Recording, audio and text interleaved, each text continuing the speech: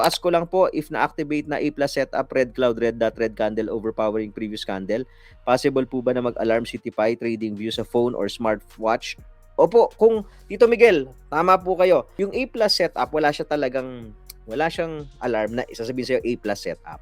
Okay? Ang pwede mong i-alarm sa trading view using our TIPI trading system is the red dots. So pag nagkakaroon ng red dots, ako personally ginagawa ko, may alarm ako dun sa mga dots. Okay? Pag lumalabas po yung dot, nag-a-alarm dito sa smartwatch ko. Sabihin niya BTD 5 minute, SOR 5 minute.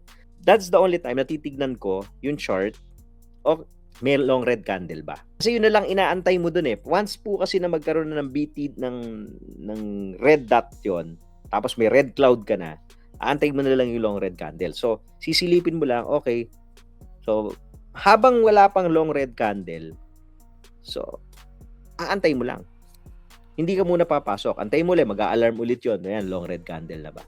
So, para hindi ka rin nakatutok lagi sa chart, yun ang kagandahan ni TIPI. Meron siyang alert na pwede mong i-forward sa smartwatch mo.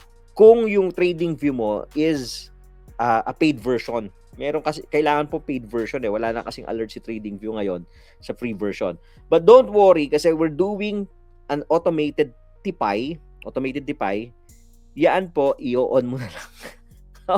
I-on mo na lang siya through VPS, tapos magte-trade na siya. So kahit wala kang trading view subscription, automatic magte-trade na siya. Okay? So yun po, yung mga TIPI traders natin, standby, malapit na nating i-deploy yan, yung TIPAR natin, yung Tito Price Action Robot.